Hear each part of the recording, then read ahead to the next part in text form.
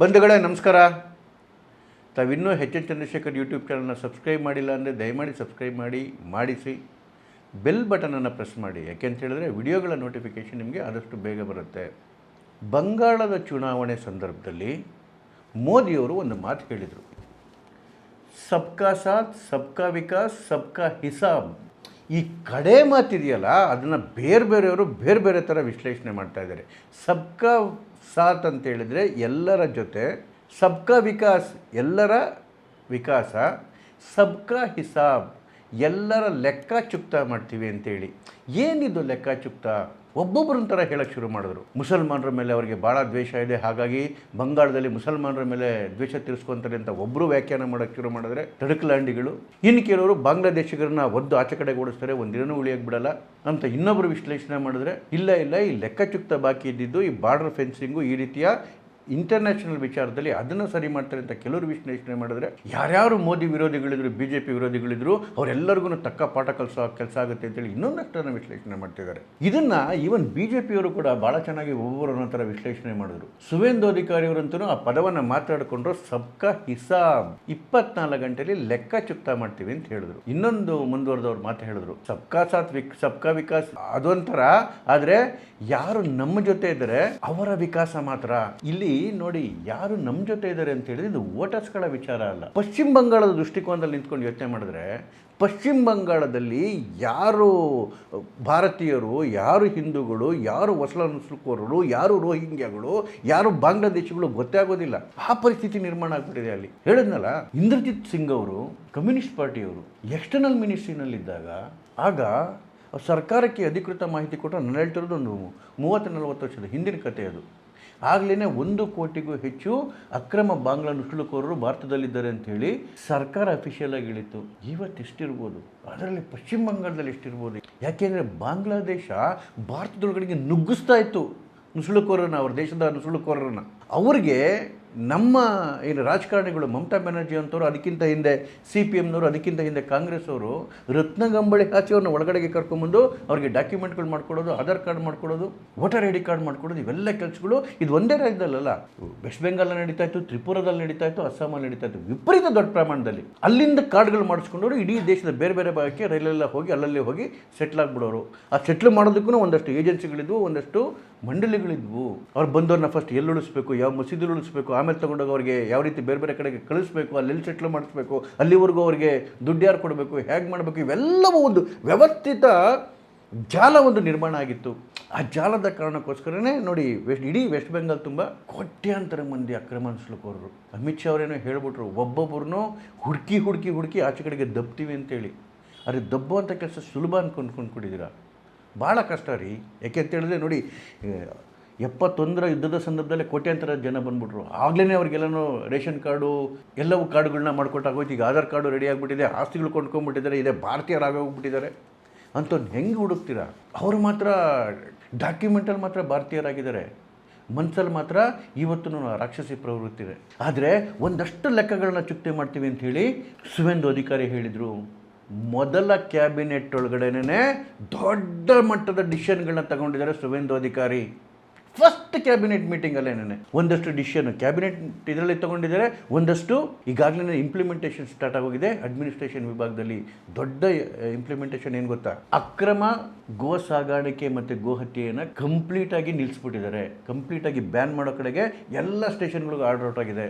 ಯಾಕೆ ಅಂತ ಹೇಳಿದ್ರೆ, ಇಡೀ ಭಾರತದಲ್ಲಿ ಅತಿ ಹೆಚ್ಚು ಅಕ್ರಮ ಗೋ ಸಾಗಾಣಿಕೆ ನಡೀತಿದ್ದೇನೆ ಪಶ್ಚಿಮ ಬಂಗಾಳದಲ್ಲಿ. ಪಶ್ಚಿಮ ಬಂಗಾಳ ಮತ್ತು ಬಾಂಗ್ಲಾ ಮಧ್ಯೆ ಇದೊಂದು ದೊಡ್ಡ ನೆಕ್ಸಸ್ ನಿರ್ಮಾಣ ಆಗಿಬಿಟ್ಟಿತ್ತು. ಯಾವ್ಯಾವ ಅನ್ಲೈಸೆನ್ಸ್ಡ್ ಇದ್ದಾವೆ ಎಲ್ಲ ಇವನ್ನ ಬಂದ್ ಮಾಡಬೇಕು ಅಂತೇಳಿ ಸರ್ಕಾರದಿಂದ ಆಗಲೇ ಆಜ್ಞೆ ಹೋಗಿದೆ. ಎಲ್ಲ ಪೊಲೀಸ್ ಸ್ಟೇಷನ್ಗಳಿಗೆ ಆಗಲೇ ಸರ್ಕ್ಯುಲರ್ಗಳು ಹೋಗಿದೆ, ಆಗಲೇ ಕಾರ್ಯರೂಪಕ್ಕೆ ಬರ್ತಿದೆ. ಗೋಮಾತೆಯನ್ನು ರಕ್ಷಿಸ್ತಕ್ಕಂಥ ಕೆಲಸ ಮೊದಲನೇ ದಿವಸದಿಂದಲೇ ಶುರುವಾಗಿದೆ ವೆಸ್ಟ್ ಬೆಂಗಾಲಲ್ಲಿ.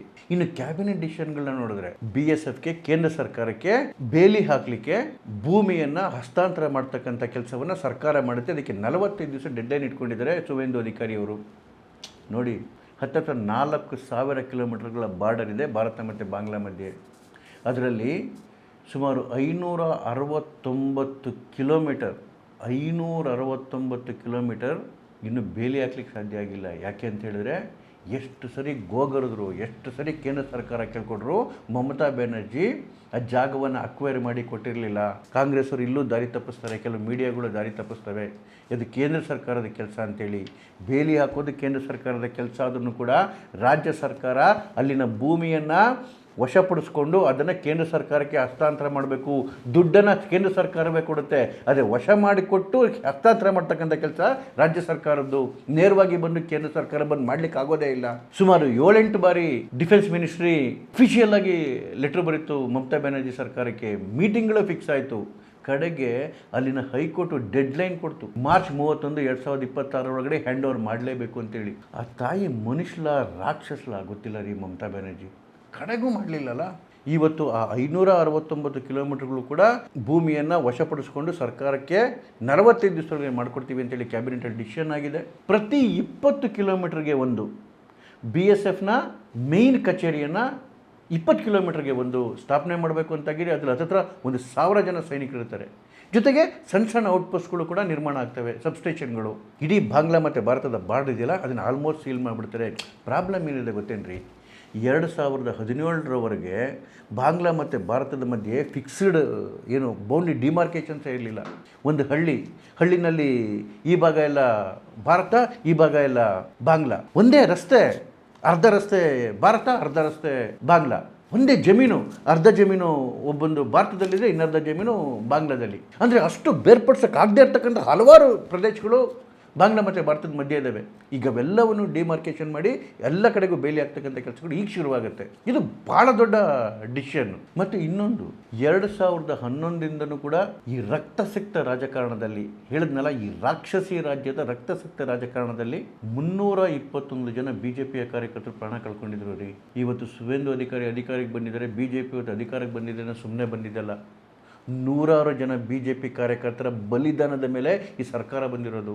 ಸಾವಿರಾರು ಕುಟುಂಬಗಳ ತ್ಯಾಗದ ಬಲಿದಾನದ ಕಾರಣಕ್ಕೋಸ್ಕರ ಇವತ್ತು BJPಯಲ್ಲಿ ಅಧಿಕಾರಕ್ಕೆ ಬಂದಿರೋದು. ಆ 321 ಜನ ಕಾರ್ಯಕರ್ತರ ಕುಟುಂಬಗಳ ನಿರ್ವಹಣೆಯ ಜವಾಬ್ದಾರಿಯನ್ನು ಸರ್ಕಾರ ತಗೊಂಡಿದೆ. ಥ್ಯಾಂಕ್ ಯು ಸೋ ಮಚ್ ಸುವೇಂದ್ರ ಅಧಿಕಾರಿ ಅವರೇ.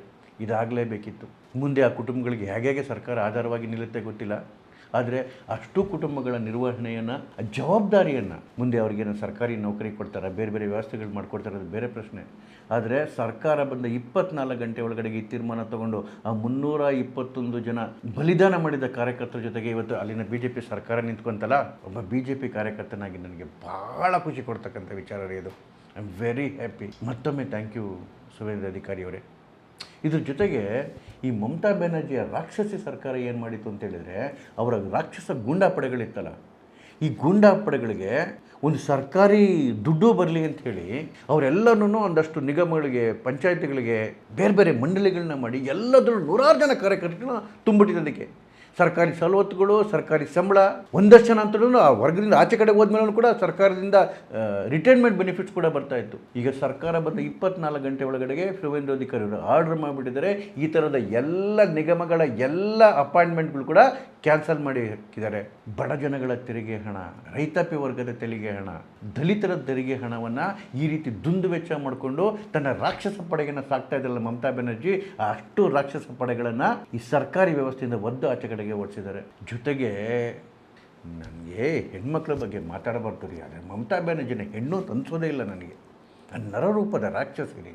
ಕೇಂದ್ರ ಸರ್ಕಾರದ ಯಾವ ಯೋಜನೆಗಳನ್ನು ಕೂಡ ಬಡ ಜನಗಳಿಗೆ ಬರಲಿಕ್ಕೆ ಬಿಡ್ತಿರ್ಲಿಲ್ಲ ರೀ. ಆಯುಷ್ಮಾನ್ ಆರೋಗ್ಯ ಯೋಜನೆ, ಒಂದು ಮನೆಗೆ, ಒಂದು ಬಡ ಕುಟುಂಬಕ್ಕೆ 5 ಲಕ್ಷ ರೂಪಾಯಿ ಇನ್ಶೂರೆನ್ಸ್ ಬರ್ತಿತ್ತಲ್ಲ, ಹೆಲ್ತ್ ಇನ್ಶೂರೆನ್ಸ್ ಸಿಗ್ತಾ ಇತ್ತಲ್ಲ. ಎಷ್ಟು ಜನ, ಕೋಟ್ಯಾಂತರ ಜನ ಬಡವರಿಗೆ ಬದುಕು ಸಿಕ್ಬಿಡ್ತಿತ್ತಲ್ಲ. ಯಾವ ಕೇಂದ್ರದ ಯೋಜನೆಗಳನ್ನು ವೆಸ್ಟ್ ಬೆಂಗಾಲ್ಗೆ ಬರಲಿಕ್ಕೆ ಬಿಟ್ಟಿರಲಿಲ್ಲ. ಯಾಕೆ ಅಂತ ಹೇಳಿದ್ರೆ ಎಲ್ಲಿ ಮೋದಿಯವರಿಗೆ ಹೆಸರು ಹೋಗ್ಬಿಡುತ್ತೆ ಅಂಥೇಳಿ ಅನುಭವಿಸಿದ್ದು ಯಾರು? ಪಶ್ಚಿಮ ಬಂಗಾಳದ ಜನ. ಇವತ್ತು ಮೊದಲನೇ ಕ್ಯಾಬಿನೆಟಲ್ಲಿ ಡಿಸಿಷನ್ ತಗೊಂತು ಎಲ್ಲ ಸರ್ಕಾರಿ ಯೋಜನೆಗಳು ಕೂಡ ಇನ್ಮೇಲೆ ಪಶ್ಚಿಮ ಬಂಗಾಳದಲ್ಲಿ ಲಾಗು ಆಗ್ತವೆ. ಆಯುಷ್ಮಾನ್ ಆರೋಗ್ಯ ಯೋಜನೆ ರೀ, ಬಡವರು ಎಲ್ಲೋಗಿ ಹಾಸ್ಪಿಟಲ್ಗೆ ದುಡ್ಡು ಕೊಟ್ಬಿಟ್ಟು ಸಾಯ್ತಾರೆ ರೀ. ಮನುಷ್ಯತ್ವ ಬೇಡವ ಅವರಿಗೆ. ನರೇಗಾ ಯೋಜನೆ ಇರಲಿಲ್ಲ, ಯಾವ ಸ್ಕೀಮು ಕೇಂದ್ರದ ಸ್ಕೀಮು ಬರ್ತಿರಲಿಲ್ಲ. ಇವತ್ತು ಎಲ್ಲ ಸ್ಕೀಮ್ಗಳು ಇನ್ಮೇಲಿಂದ ಇಂಪ್ಲಿಮೆಂಟ್ ಆಗ್ತವೆ ವೆಸ್ಟ್ ಬೆಂಗಾಲಲ್ಲಿ. ಮತ್ತು ಇಡೀ ಬಂಗಾಲವನ್ನು ಇವರಪ್ಪನ ಆಸ್ತಿ ಮಾಡ್ಕೊಂಡಿದ್ರಲ್ಲ ಮುಲ್ಲಾಗಳು, ರಸ್ತೆಯಲ್ಲೆಲ್ಲ ನಮಾಜ್ ಮಾಡೋದು, ರೈಲ್ವೆ ಪ್ಲಾಟ್ಫಾರ್ಮ್ಗಳಲ್ಲಿ, ರೈಲ್ವೆ ಹಳಿಗಳ ಮೇಲೆ ನಿಂತ್ಕೊಂಡು ನಮಾಜ್ ಮಾಡೋದು, ಎಲ್ಲ ಸಾರ್ವಜನಿಕ ಸ್ಥಳಗಳಲ್ಲಿ, ರಸ್ತೆಗಳ ಮೇಲೆ ಈ ರೀತಿ ಪ್ರಾರ್ಥನೆಯನ್ನು ಅವಕಾಶವನ್ನು ಕಂಪ್ಲೀಟಾಗಿ ಸ್ಟಾಪ್ ಮಾಡಲಾಗಿದೆ. ಜೊತೆಗೆ ಇನ್ನೊಬ್ಬ ಇದ್ದ ರಾಕ್ಷಸ, ಅವನು ಮಮತಾ ಬ್ಯಾನರ್ಜಿ ಇನ್ನೊಂದು ರೂಪ ಅಭಿಷೇಕ್ ಬ್ಯಾನರ್ಜಿ, ಅವನಿಗೆ Z+ ಸೆಕ್ಯೂರಿಟಿ ಬೇರೆ ಇತ್ತು. Z+ ಸೆಕ್ಯೂರಿಟಿ ಅಂತ ತೆಗೆದಾಕ್ಬಿಟ್ಟು ಮಾಮೂಲಿ ಸೆಕ್ಯೂರಿಟಿ ಕೊಟ್ಟಿದ್ದಾರೆ. ಯಾಕೆ ಅಂತ ಹೇಳಿದ್ರೆ, ಯಾಕೆ ನಾನು ಈ ವಿಡಿಯೋ ಮಾಡ್ತಿದ್ದೀನಿ ಅಂತ ಹೇಳಿದ್ರೆ, ಇದು ಕೇವಲ ಚುನಾವಣೆ ಗೆಲ್ಲೋದಕ್ಕೋಸ್ಕರ ಪುಂಖಾನುಪುಂಖವಾಗಿ ಬಾಯಿಗೆ ಬಂದಿದ್ದನ್ನೆಲ್ಲ ಘೋಷಣೆ ಮಾಡಿಕೊಂಡು ಎಲೆಕ್ಷನ್ ಗೆದ್ದ ಮೇಲೆ ಓಡೋಗ್ತಕ್ಕಂತಹ ಸರ್ಕಾರ ಇದಾಗಿಲ್ಲ. ಹೇಳಿದ್ದನ್ನು ಮಾಡಿ ತೋರಿಸ್ತಾ ಇದ್ದಾರೆ. ಅದು ಮೋದಿಯವರು ಹೇಳಿದ್ದಿರ್ಬೋದು, ಅಮಿತ್ ಶಾ ಅವರು ಹೇಳಿರ್ಬೋದು, ಅಥವಾ ಸುವೇಂದು ಅಧಿಕಾರಿ ಅವರು ಹೇಳಿದ್ದಿರ್ಬೋದು. ಬಂಗಾಳದ ಜನಗಳಿಗೆ, ಬಂಗಾಳದ ಹಿಂದೂಗಳಿಗೆ ನೆಮ್ಮದಿಯ ಬದುಕು ಕಾಣಲಿಕ್ಕೆ ಶುರುವಾಗಿದೆ. ಖುಷಿಯಾಗುತ್ತೆ ಬಂಗಾಳದ ವಿಚಾರ ನೋಡಲಿಕ್ಕೆ. ನಮಸ್ಕಾರ.